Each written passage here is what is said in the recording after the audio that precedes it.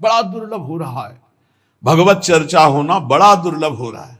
भैया ये सब जब कर्मों का फल भोगने का आया तो महात्मा जी, और जब पाप कर्म करने जा रहे थे तो पूछ लेते हमसे कि हम पाप कर्म करने जा रहे हैं, आपकी अनुमति है क्या? तब नहीं, तब किसी ना भगवान की याद की, ना गुरु की याद की, मनमानी आचरण किए। तो अब भोग आया है, अब भोग लो, उसको भोगना पड़ेगा, वो यही मिलेगा तुम्हें। पति पत्नी परिवार संसार मित्र, इन्हीं में सब कलह अशांति मारपीट नाना प्रकार का, अरे पूछो मत। भगवान के चरणों का जब तक आश्रय नहीं लोगे तो यहां का ये प्रेम विवाह, यहां का प्रेम तुम्हें शांति प्रदान नहीं कर सकता। भगवत भाव रखोगे, हर परिस्थिति को शांति पूर्वक निर्वाह। ये जीवन काटना भी एक कला है। मनुष्य जीवन कोई पशु जीवन नहीं है। अगर अध्यात्म नहीं तो आप इसको जी नहीं सकते, आप इस जीवन को नहीं जी सकते। अशांत रहोगे, क्लेशित रहोगे, परेशान रहोगे। जीवन की कला है द्वंद्वों में समता, संपूर्ण जगत में रहते हुए ममता रहित हो जाना, संपूर्ण क्रियाएं करते हुए अहंकार रहित हो जाना, अभी जीवन मुक्तता का आनंद आ जाए। तो मच्चित्ता मदगत प्राणा बोधयंता परस्परम कथयंत च माम नित्यम तुष्यंत च रमंत च। हमारा उद्देश्य भगवत प्राप्ति का है।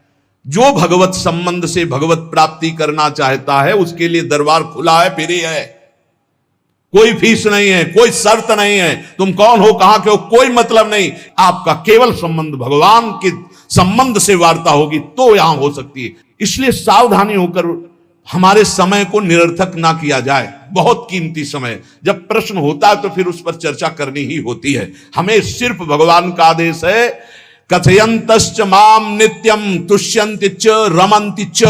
उसी में संतोष करना, उसी में रमण करना है। हमारा भरण पोषण श्री प्रिया जी से होता है, किसी व्यक्ति से नहीं होता है। हमारे यहां श्री श्यामा श्याम विराजमान है, उनका पूरा जगत है। तुम्हारी बुद्धि में मेड़ है, भेदभाव है, उनके लिए भेदभाव नहीं। सब मम प्रिय सब मम उपजाए, तो हम अपने स्वामी के अनुसार चलेंगे। सब मेरे प्राणनाथ श्यामा श्याम के जन है। कोई भी हो, इतना ना छोटा ना इतना बड़ा, ना इतना प्रिय ना इतना अप्रिय, सब बराबर है। एक तरफ चाहे गुणात्मा गुण से युक्त महात्मा और एक चाहे दुरात्मा दुर्गुणों से युक्त, दोनों को ऐसे दुलार करके श्री जी की तरफ बढ़ाने वाला मार्ग ये मार्ग यहाँ का है। कथयंत च माम नित्यम तुष्यंत च रमंत च तेषाम सतत युक्तानाम भजताम प्रीति पूर्वकम। जो सतत प्रेम पूर्वक मेरा भजन करता है, भगवान करे ददामि बुद्धि योगम तम, उसकी बुद्धि का योग मैं करा देता हूं। ये खास बात हुई। लगाने की चेष्टा हमने की मन बुद्धि को, और भगवान आकर मन बुद्धि में विराजमान हो गए। तेषामेवानुकंपार्थ महमज्ञानजं तमः नाशयात्म्यात्म भावस्थो ज्ञान दीपेन भास्वता। भगवान कृपा करके उसके हृदय में ज्ञान प्रकाशित कर दिया। जब कोई सतत भजन करता है, प्राण प्रभु को समर्पित कर देता है, चित्त प्रभु में लगाए हुए प्रभु की चर्चा, भगवान उसके अंदर ज्ञान प्रकाशित कर देते, तो वो अनात्म भाव जो देह भाव था उसका नाश हुआ और वो भगवत भाव में स्थित हो जाता है। भगवान कह रहे हैं मत चित्तः सर्वदुर्गाणि मत प्रसादात् तरिष्यसि। जब कोई मेरे में चित्त लगाता है तो मेरी कृपा से सारे दुर्गुणों का नाश हो जाता है। महात्मा तो भगवान बनाते हैं। करो सत्य ते साधु समाना, मैं उसे साधु बनाऊं। हमारा कर्तव्य, हमारा चित्त प्रभु में लग जाए। मेरा चिंतन करो, भगवान का आदेश है। बस खास बात है चिंतन। हमारी प्रारंभ से विशेष श्रद्धा इसी बात में रही गुरु शब्द पे कि रात दिन कोई भी चेतना युक्त क्षण ऐसा ना जाए जिसमें भगवत विमुख होता हो। बस इसी बात की साधना जीवन भर रही।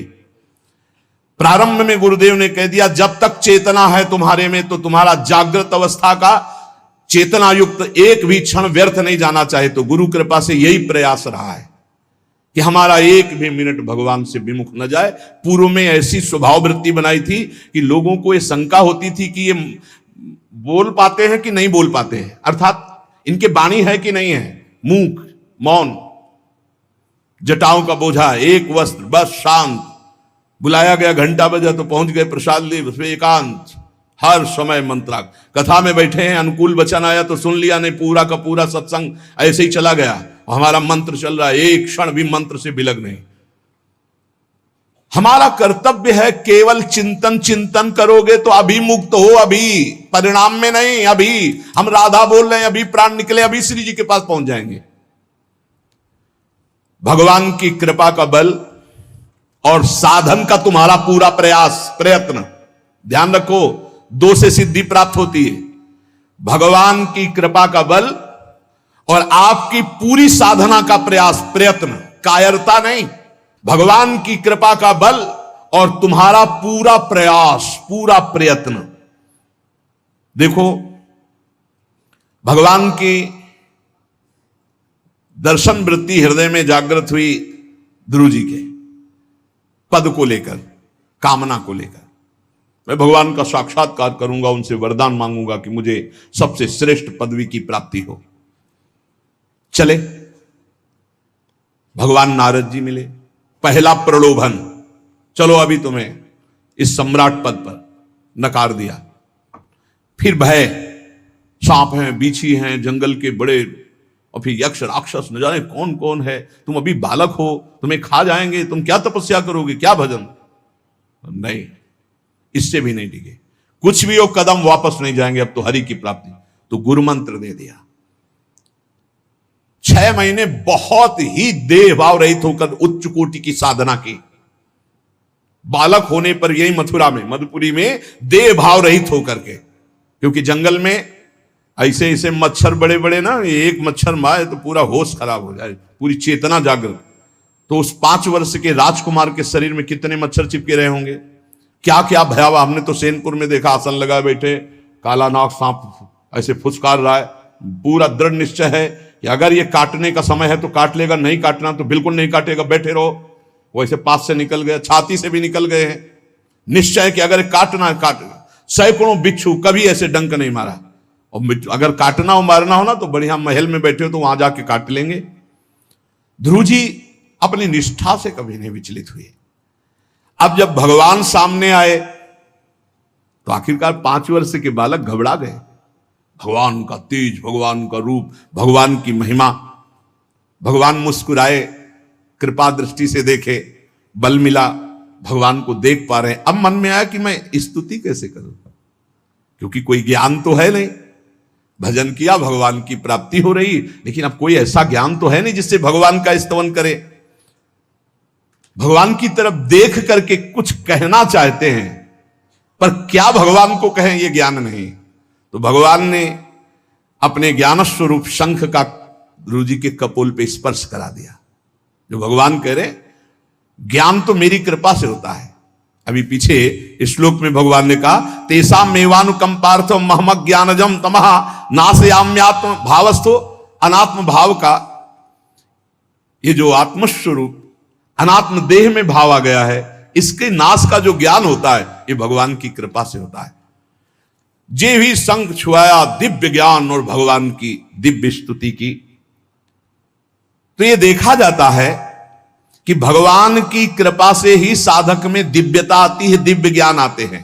पर प्रयत्न अपना होना चाहिए। प्रयत्न था तभी तपस्या में आए, नहीं तो प्रलोभन में फंस जाते या भय में डर जाते। ना प्रलोभन में फंसे चक्रवर्ती सम्राट पद देने पर, और ना भय में फंसे कि सांप बीछी और सिंह खा जाएगा, इससे भयभीत नहीं हुए। और प्रयत्न इतनी जोर का किया, आप भागवत में पढ़ लीजिए, देह भाव रहित होकर कितना कठोर तप, 6 महीने में भगवत साक्षात्कार। आत्मबल, भगवत कृपा बल। ये मन है बहुत डराता है, कैसे जिएंगे, बुढ़ापे में कौन सेवा करेगा, क्या दुनिया का प्रपंच खड़ा कर देता है। इसको इसी ज्ञान से काटो, भगवान है ना, भगवान सब करेंगे। भगवान के लिए हमने जीवन दिया है, ये जीवन भगवान के लिए हार। अरे दिव्य हो जाओगे, रिद्धियां सिद्धियां हाथ जोड़े खड़ी रहेंगी। भगवान जानते हो क्या भगवान है। हम एक बार भगवान के नाम पर अपने आप को न्यौछावर तो करके देखें, पर यह अहंकारी जीव मानता नहीं है। यह अहंकार का बल लिए रहता है। आसुरी प्रकृति है ये अहंकार। अहंकारम बलम दर्पम कामम क्रोधम च संश्रिताः। जिसके अंदर ये आसुरी प्रवृत्ति अहंकार होता है, उसमें काम क्रोध लोभ ये भरपूर होते हैं। कहां से भगवत प्राप्ति हो। जहां ये दुश्मन रहते हैं वो घर तो तुमने सुरक्षित दे रखा है दुश्मनों को। आसुरी प्रकृति को तुमने, अहंकार को अपना स्वामित्व दे रखा है। मैं, वो अहंकार जिसके साथ प्रकृति लगती है। जब अहंकार और बढ़ जाता है तो ईश्वरोहम अहम भोगी सिद्धोहम बलवान सुखी। तरंग से समुद्र नहीं होता, समुद्र से तरंग होती है। हम जितने भी हैं सब तरंग हैं उस परमात्मा की। वायु विकार नष्ट हुआ, समुद्र में ही लीन हो गए, ये बात है। लेकिन एक तरंग समुद्र नहीं पैदा कर सकती। एक सूर्य चमक रहा, कोई बंद के सूर्य दूसरा चमक के दिखाए? बहुत सावधानी से उपासना करो। ये अहंकार, भगवान कह रहे हैं, भगवान ये जो अहंकारम बलम दर्पम कामम क्रोधम च संस्कृता, इस अहंकार को नहीं मिटाया तो ये अनुभव कराने लगता है और चार बोलने लगते हैं कि आप तो भगवान हैं। तो धर्म सम्राट करपात्री जी इतने सिद्ध महापुरुष और विश्वेश्वर विश्वनाथ जी की स्थापना करके रात दिन आराधना, काशी में बड़े बड़े सिद्ध महापुरुष भगवान शिव की आराधना करते, बड़े बड़े सिद्ध महापुरुष भगवती अम्बा की आराधना करते। ये कौन सा ज्ञान प्रकट हो जाता है जो भगवत स्वरूपों का अपमान होने लगता है? मुझे यही समझ में नहीं आता। गुरु रूप से हमें शास्त्र के आचरण देने आए, मनमानी भ्रष्टाचार सिखाने नहीं आए। आज तक कभी कहीं भी भगवत स्वरूपों का अपमान महापुरुषों द्वारा नहीं हुआ। महापुरुष और भगवान में अंतर नहीं, पक्का मुझे विश्वास। हम तो चराचर जगत को भगवत स्वरूप मानते हैं, लेकिन आचरण कराने के लिए आचार्य गुरुदेव जैसे चले हैं वैसे ही चलना होता है। सदैव संतों ने अपने को अधम और तुच्छ और नीच कहा है। हनुमान जी जैसा कोई ज्ञानी, महाबली, कोई त्यागी, कोई ब्रह्मचारी, बैरागी, हनुमान जी जैसा कोई त्रिभुवन में द्वितीय हुआ हो तो बता दो। अतुलित बलधामम हेम शैलाभदेहम दनुजवन कृशानु ज्ञानिनाम अग्रगण्यम। अरे जय गिर चरण दे हनुमंता चले सुगा पाताल तुरंता। हजार हजार को पकड़ के कछु मारिस कछु मर्दिस कछु मिले से धरि धूरी। अब विभीषण जी से कैसे परिचय बता रहे हैं? प्रात ले जो नाम हमारा तेहि दिन ताहि ना मिले आहारा। असमय अधम सखा सुनु मोहू पर रघुबीर। क्या दैन्यता का स्वरूप हनुमान जी महाराज। भगवान से जब हनुमान जी मिल रहे तब उनसे प्रभु आप पूछ रहे हो कि तू नाथ एक में मंद मोह बस ज्ञानी नाम अग्रगण्यम। एक में मंद मोह बस कुटिल हृदय अज्ञान पुनि प्रभु मोहि विसारेऊ दीन बंधु भगवान। जय प्रणतारित भंजन चरणों में लौट गए हनुमान जी महाराज। सबरी जी भगवान सामने बैठकर स्तुति करते हैं। जो नवधा भक्ति है वो उपदेश नहीं है, सबरी जी की स्तुति है। ये सब भक्ति सबरी जी में विराजमान, क्योंकि उसी समय सबरी जी भगवत धाम जाती है तो उपदेश तो उसको दिया जाता है जो आचरण में उतारे। सबरी जी तो सिद्ध महापुरुष अभी भगवत धाम जा रहे हैं भगवान के सामने ही।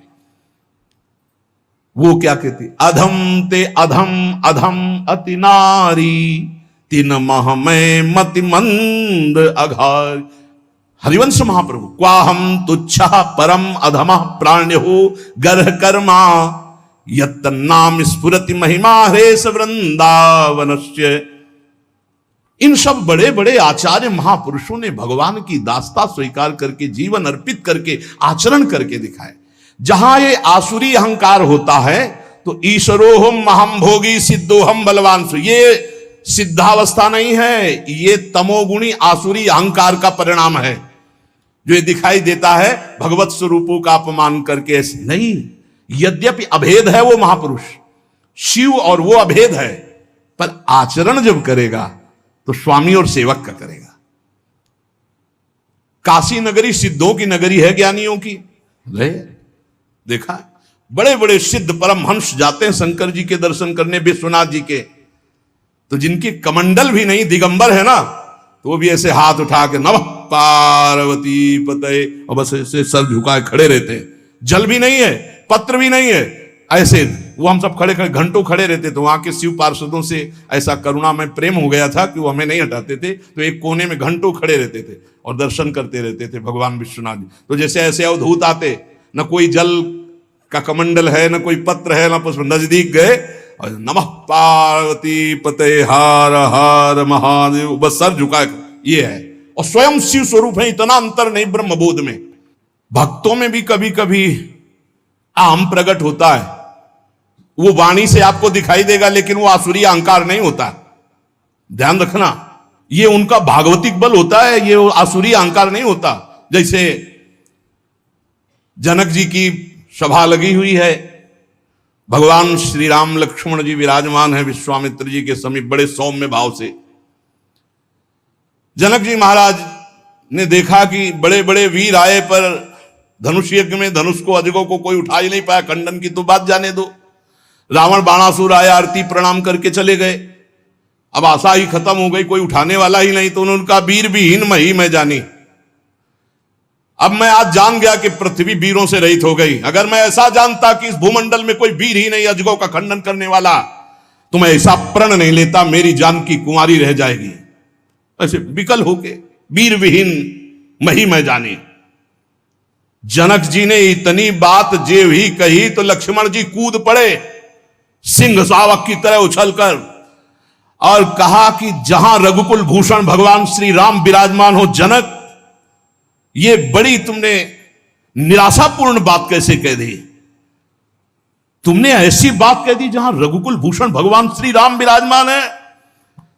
ताल ठोकी और कहा अगर इनका इशारा हो जाए, समझो, जो तुम्हारी अनुशासन पाऊं, कंदुकियू ब्रह्मांड उठाऊं, काचे घट जिमी डारों फोरी, सकऊं मेरु मूलक जिमि तोरी, कमल नाल जिमि चाप चढ़ाऊं, जो जन सत प्रमाण ले धाऊं। हे जनक, जहां रघुनाथ जी विराजमान होते वहां ऐसी बात नहीं कहते। तुमने ऐसी बात कैसे कह दी? अगर मेरे स्वामी का आदेश हो जाए अभी तो पूरे ब्रह्मांड को कच्चे घड़े की तरह तोड़ दूं।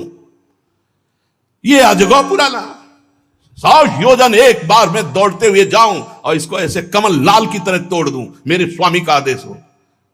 यह अहंकार नहीं है।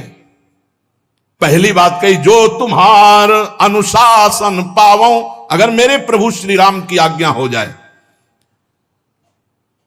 और लक्ष्मण जी ने एक बात और कही कि तोरो छत्रक दंड जिमि तव प्रताप बलनाथ।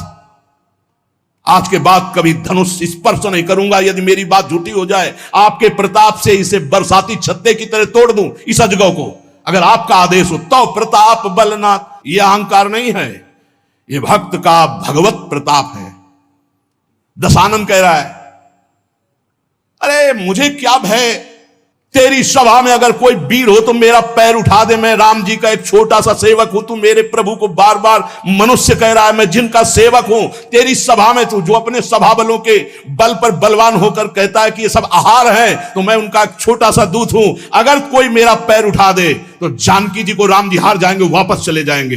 राम प्रताप सुमिरपन रूपा। सभा में पैर हाहाकार मच गया। जब स्वयं दशानन उठा मारा घूसा, 4 मुकुट राम जी के चरणों में गए। राम जी के चरणों में झुक, तब तेर बचेगा, मेरे चरणों में झुकने से नहीं। कोई उठा नहीं पाया। ये अंगद का अहंकार नहीं, ये भक्त का भगवत प्रताप होता है। राम प्रताप सुमेरी परण रूपा।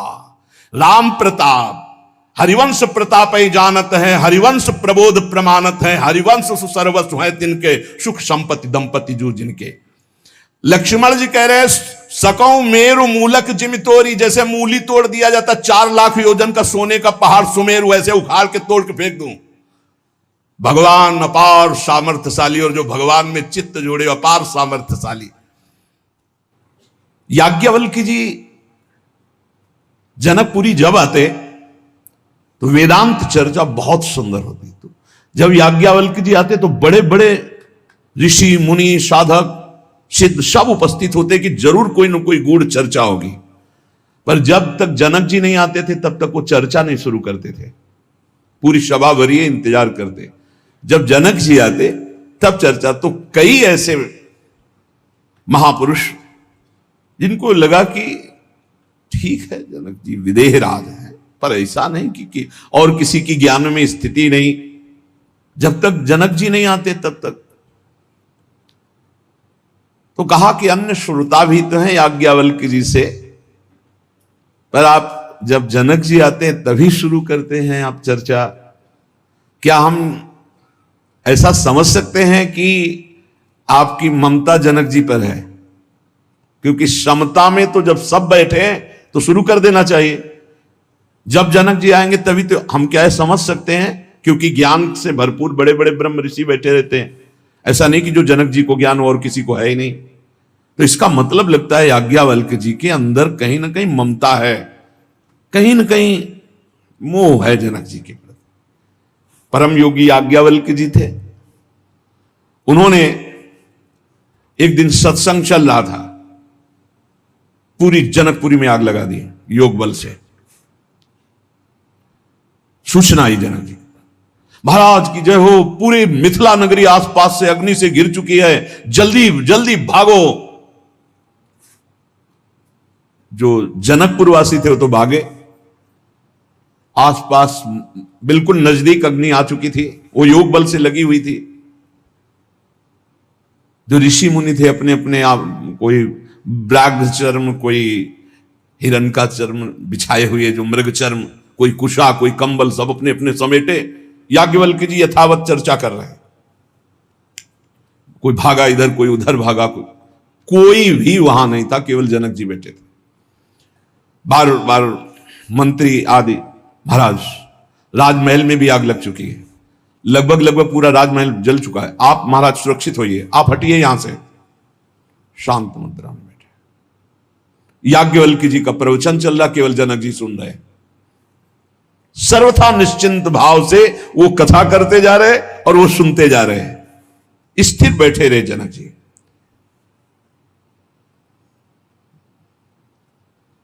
धीरे धीरे योग बल, किसी को पता नहीं था, योग बल से धीरे धीरे आग को शांत की।